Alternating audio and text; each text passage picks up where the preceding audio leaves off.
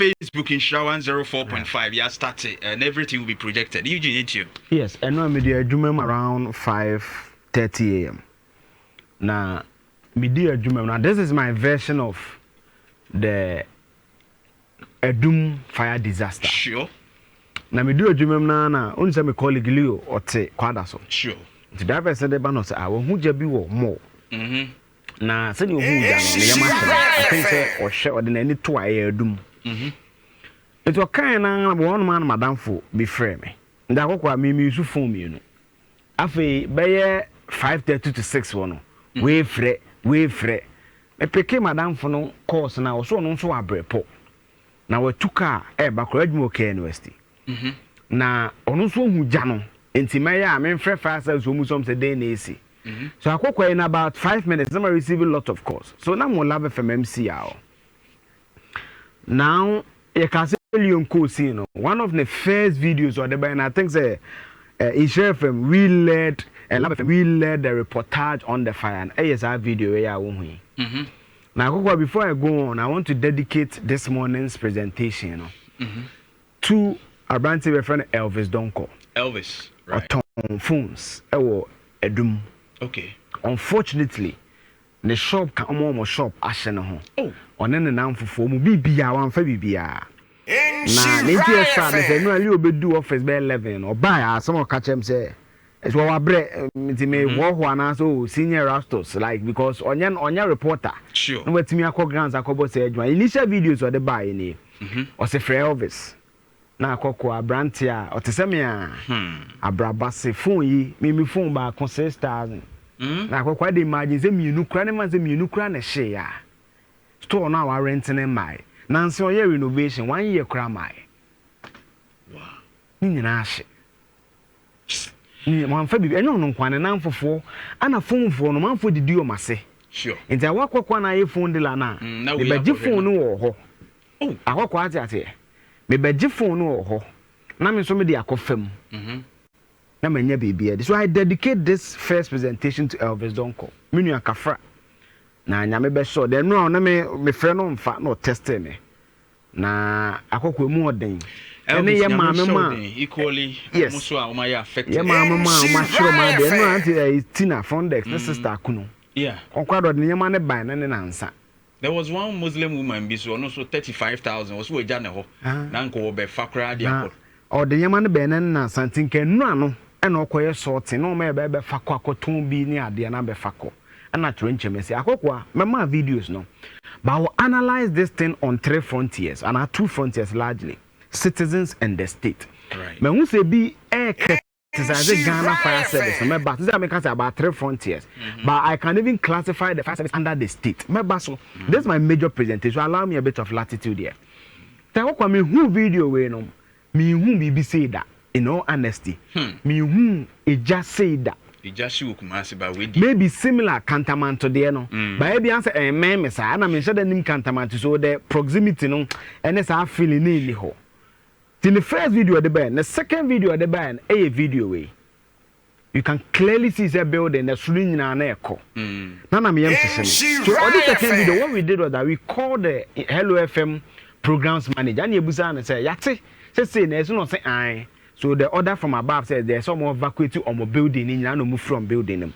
Say Hello FM will say, building and nation will say, a san koshia me koshe building will say no. So it's a very serious thing.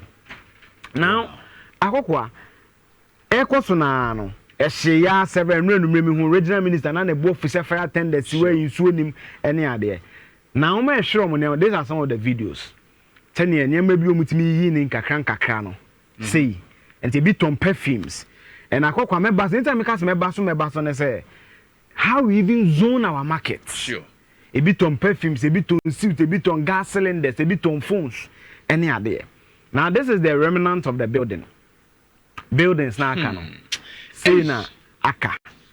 It's Oshe columns, ne a concrete kurana, yes, ya, Nampabwa. It's Ushel FM blue light for the dear.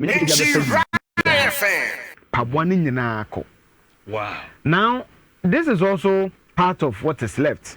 Then remember Ghana Police Service about because my fire tenders I'm who will see no. Now as a crowd so. ntimi nkɔ kɛseɛ sure but police for the omo blue ayi bi ba akɔkɔ ɛyɛ mienu sɛ yɛ na wo hu no omo to a na ɛkɔ ɛnyɛ omo kora de ankenamfo na ɛwɔ LFM car park no nka nti asɛm papa ɛna wooden structures nti omo ne timi to a na ɛkɔ kɛseɛ anɔpɛ signals ame check ne sɛ 11 fire tenders na ba ebi firi mamponte bebi bedu ya wo hwɛ regional minister ne nsuo nim mɛba so nti yɛda Ghana police service for nso ase ma tete sɛ nipa bebree prepra number ne me nya e be sɛ obia mfrim nyame adom obia mfrim. Now this is the police one ma me free anum say na kokko it no me yanam so awra because I was not in the mood mka che awra say won check fire incident ni bi e ma me na one for akwa me trust no onya akwa madamfo me trust no e fa na agimendu o ma interested na akwa o say notable market fires in Ghana in the past 15 years. Now 2010 Kotokraba Market, Cape Coast. Sure. March 2010. Akokwa he date ni yemame. Kantamanto Market in Accra, February 2011. 2013 Kantamanto Market, Accra, March 2013. 2017 Makola Market in Accra, June 2017. Koforidua Central Market, Eastern Region, April 2019. 2020 multiple fires, including to 2020 the Ndagomba line Kumasi, February 2020. Jabinsewa Market Okuforidua March 2020, Takwa Market May 2020, Dome Market Accra August 2020, Dome Odona Market October 2020, 2021 Kantamata Market January 2021, 2021 bill Kantamata January 20 okay they say repetition KJT Market Ashanti Region March 2022 Niema modern toma ebe boss so toma so the descended from the market no 2024 Makola September 2024 and 2025 2025 Yenya Kantamanto Market Accra January 2025 oh what's happening Kwadaso Wood Market Kwadaso Wood Market and so January 2025 Tamale Timber Market January 2025 Techima Market January 2025 KJT Market January 2025 Adum Central Market March 2025 Akoko what do you see in the trends near me when say uhwemu a 2020 and 2025 numbers no edoso if you look at February 2020 downwards say number of markets actually consistently no edoso within that time they ba March 2020 and 2025 but adeba konso me when say most of them are within the first half of the year. We intelligent we intelligent. The common pattern you see is that about 90% of the fire happens the first half of the year. Yeah. Hamatan, November, October. Yadira, November, December. Yadira, New Year. Right. So, yes, a man for suspected asan. A man asks you money among Kojebesanum to mean to Yetibi. Sure. But based on near Madame Fajemandia or catalog you can clearly see that most of the markets happen in the first half of the year. Sure. So it tells you that there's a pattern. And when there's a pattern, what do? You do pattern analysis and you prevent fires. Sure. Kotokraba Market, NDC remodeling, what's a fire na confirm? Takradi PTC once I confirm, go for the sea down market. Modern market reduce the incidence of fire. Sure. Into countermount me analysis, countermount to see within months. Politicians crack could donate him out. Me be jina as analysis no kai. Sure. You no almost sound the plywood na bobo. At the 1.5 mm cables na sa cheap power ko. Akwa check with force in the storm. Me be tapu. Me be tapu. We check mo ye me donate cement. Ba me ade niam akoy ma ma diska koy. Me you tinya dwa. The leaders donated money to that nonsense. Wooden structure no. Omo put to be. I repeat, the leaders donated money to support that nonsense. Because of political expediency. Sure. Make a analysis on state and citizens. My state.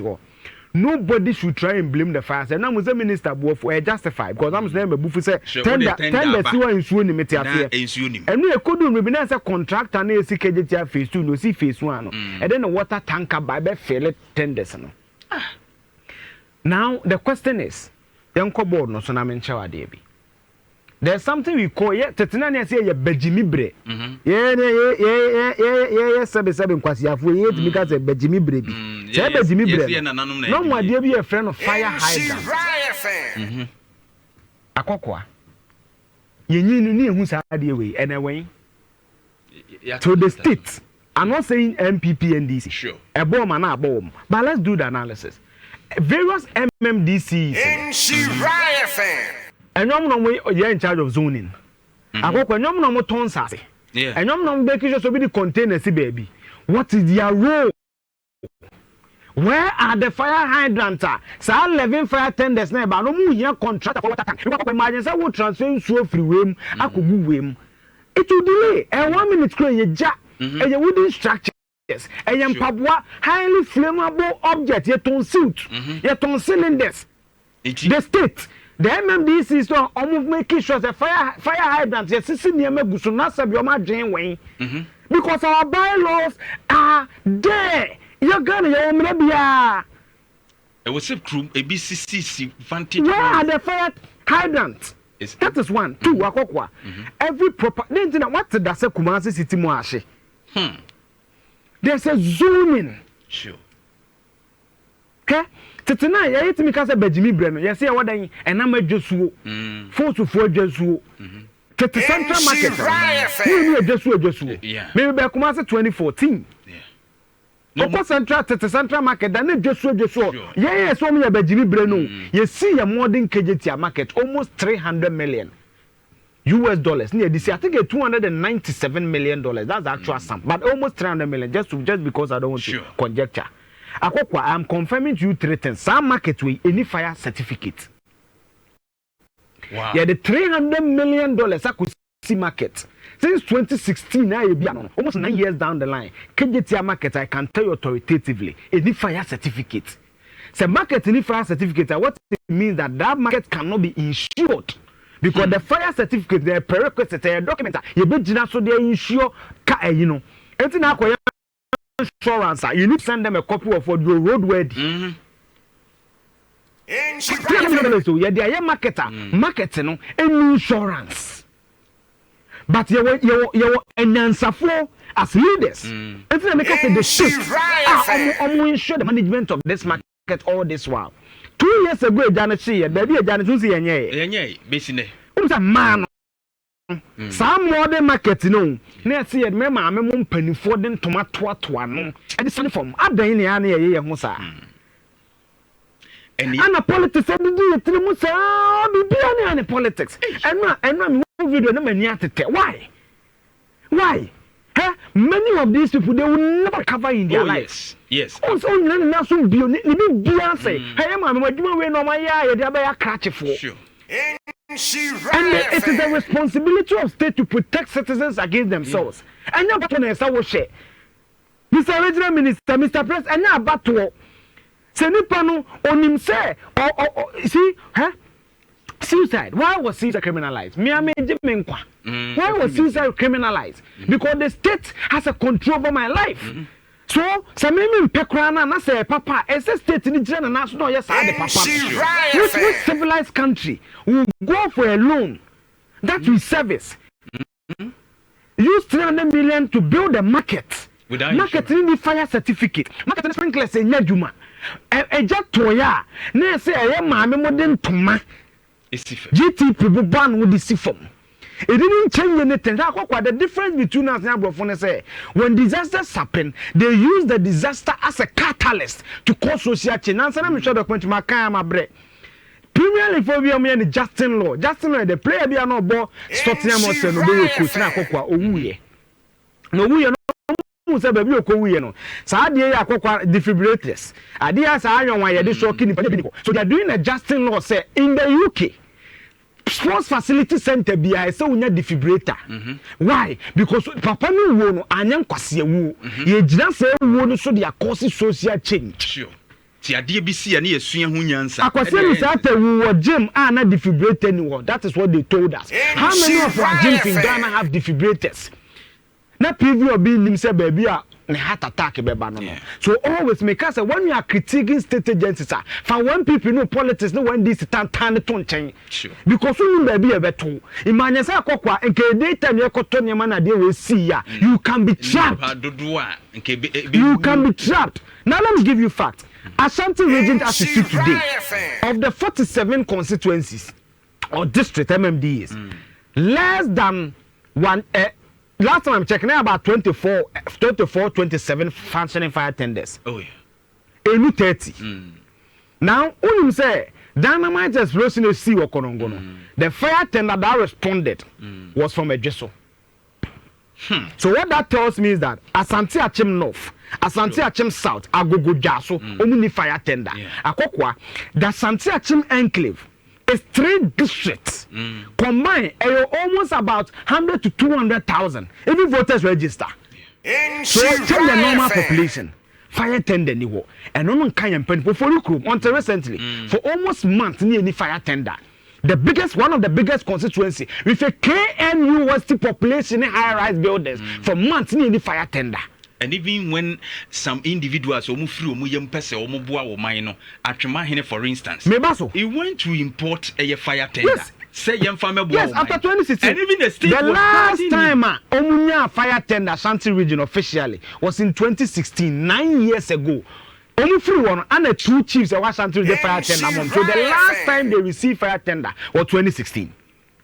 The last time Omunya major retooling was in 2011. I'm giving you interviews I have done on Love FM and what they've told us. And no, I'm saying yes, the last time they received a fire tender was 2016. Now you me no, or the region made the fire tender amount. Into one who blame me fire service. Na me yebi. Na me starting me media man Mateo. Oh papa, because you unko jineja we. Where's the video? And say because you mask keke kra. Oh papa, because you unko jina eja we mu. Non koko fire no because our fire service. Oh papa, unko brinya eja we mu. Pattern and two they protected GNL was and you'll be and they will be sure. And no real report to see is maybe swap it and you'll be and they will be. Let's not you see share responsibility. Makane mami ensa fire hydrant zoning of our market. Me say KJT market na Mahama be see ye no. 300 million any fire certificate any insurance akokwa ni net here. Ye chance wa wo ton tomaye bodwa kra wutimi ensure wo store no. I said because generally it be this year Adum aban be bibia mo aban be ana saa de na aban ye na nya Mahama bottom sika enya Clifford bottom sika enya chief of staff bottom sika enya state funds it me no ne ye bokanti adan na ye nya ne papa preko ye mfa se sika no kra no ensure na ye hu se ye ensure nti ye basa amana ka mo nto aba na ye den Mr Politician basa insurance companies ni be even grab to protect hello FM chi ye hwe